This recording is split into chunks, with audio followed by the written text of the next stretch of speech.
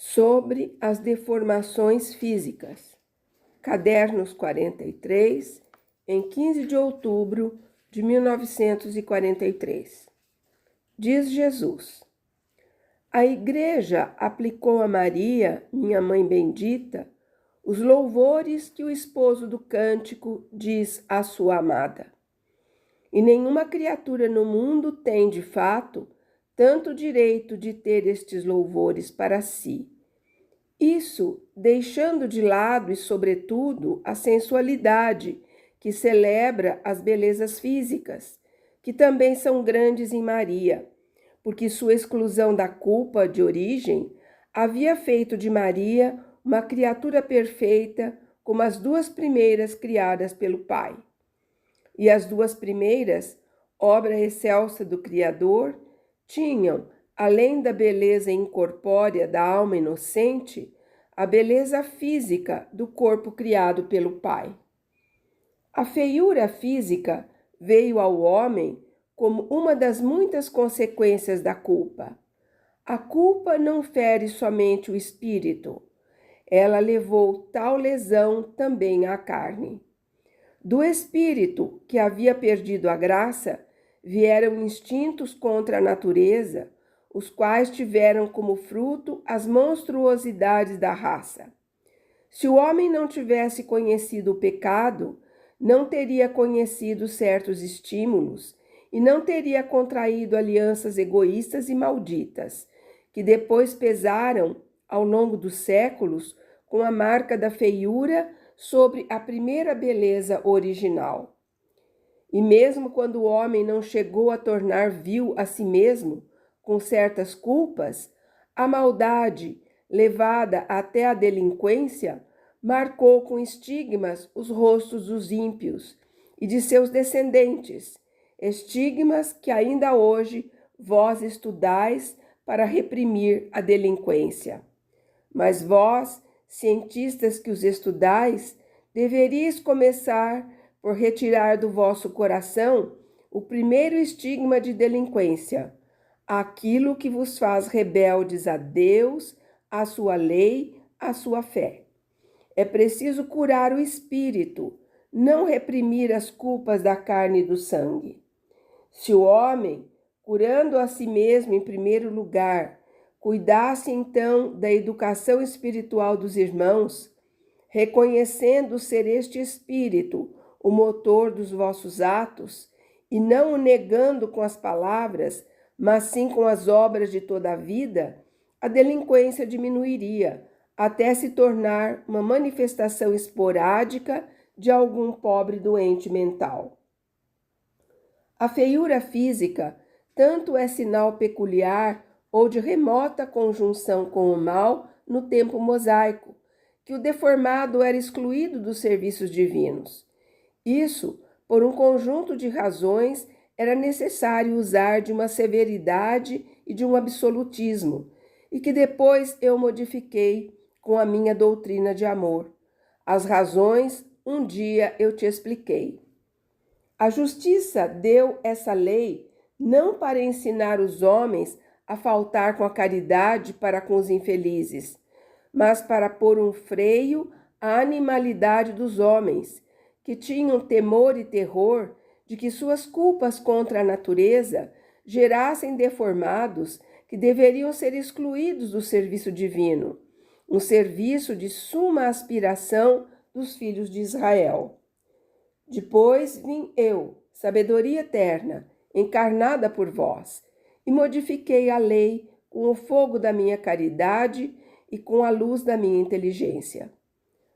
Passaram-se séculos e séculos desde o tempo de Moisés, e apesar de todas as leis, o homem fornicava com o mal, com a luxúria levada a aberrações monstruosas, e com a ferocidade, também esta levada a obras-primas da criminalidade. Nos filhos dos filhos desses milhões de pecadores se imprimiam os estigmas das antigas culpas dos pais, enquanto, sob o invólucro de uma carne não bela, mas deformada por defeitos físicos ou por horrendas enfermidades, palpitava um coração mais digno de Deus do que muitos corações de seres fisicamente belos. E então eu, fruto do amor e portador do amor entre os homens, vos ensinei a amar os infelizes, para vos ensinar o amor. Chamei a mim aleijados, cegos, leprosos, loucos e os curei quando era o caso. Os amei sempre com amor de predileção e vos ensinei a amá-los assim. Isto respondia também a uma razão de alta justiça. Eu tinha vindo para redimir as deformidades do espírito e para amar até o holocausto os vossos espíritos deformados, para restituir a esses a beleza digna de entrar no céu.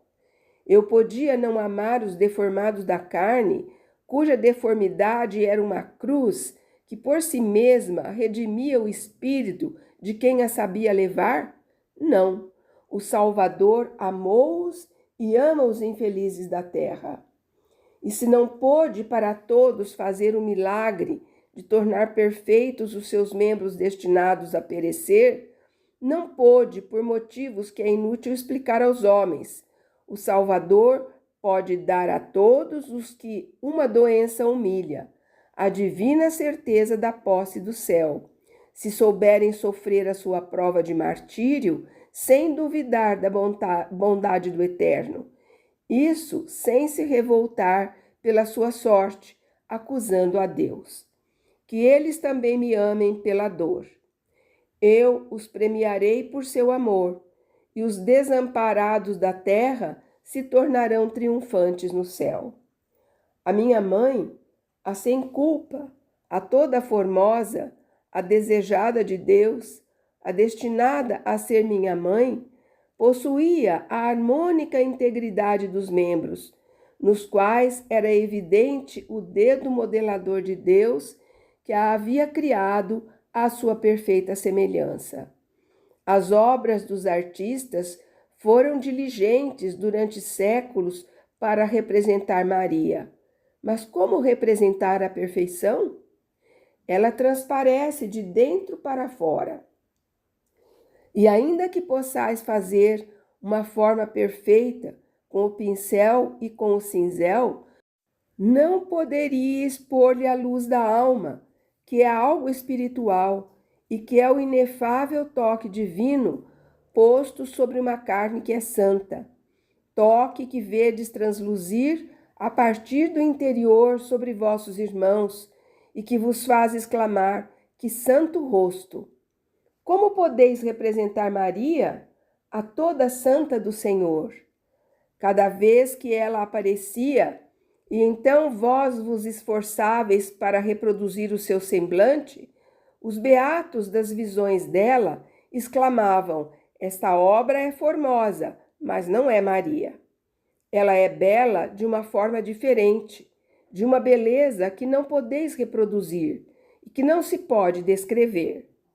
Poderias tu reproduzir Maria, tu a quem, como consolo na prova que era iminente, te concedi ver a minha mãe e tua? Poderia tu fazê-lo, ainda que fosses uma excelsa pintora ou escritora? Não. Declaraste que também a tua eficaz palavra de mulher instruída e capaz de compor é pobre, insuficiente para descrever Maria. Disseste que é luz, para dizer a coisa mais bela e indescritível que há no mundo, e compará-la com a mãe minha, a nossa. É o Espírito de Maria que aflora por trás dos véus da carne imaculada, aquele que não podeis descrever, ó filhos dela e irmãos meus. Santificai-vos para ver Maria.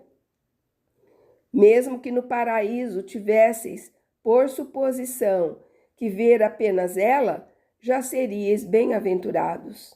Porque paraíso quer dizer lugar onde se goza da visão de Deus. E quem vê Maria já vê Deus. Ela é o espelho sem mácula da divindade. Tu vês, portanto, que os louvores do cântico são justamente apropriados a Maria, que com a sua alma pura e enamorada feriu o coração de Deus, que é o seu rei, mas que a satisfaz nos seus desejos de amor por vós, como se ela fosse sua rainha. Eu queria que no âmbito das vossas forças, tal como deveis amar a Deus com todo o vosso ser, vós vos esforçasseis por amar Maria.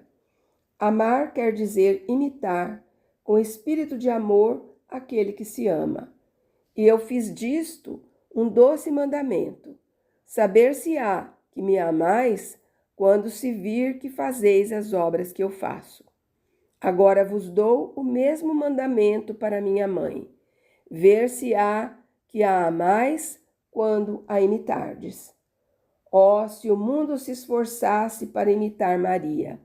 Então, o mal, em todas as suas diferentes manifestações, que vão da ruína das almas à ruína das famílias, e da ruína das famílias à ruína das nações e do inteiro globo terrestre, o mal cairia vencido para sempre, porque Maria tem o mal sob seu calcanhar virginal. E se Maria fosse vossa rainha, e vós fosseis realmente seus filhos, súditos e imitadores, o mal não poderia mais fazer-vos mal. Sede de Maria, e sereis de Deus automaticamente, porque ela é o jardim fechado onde Deus está, o jardim santo onde Deus floresce, porque ela é a fonte da qual jorra a água viva, que ascende ao céu e vos dá o meio para subir ao céu. Eu, o Cristo, Redentor do mundo e Salvador do homem.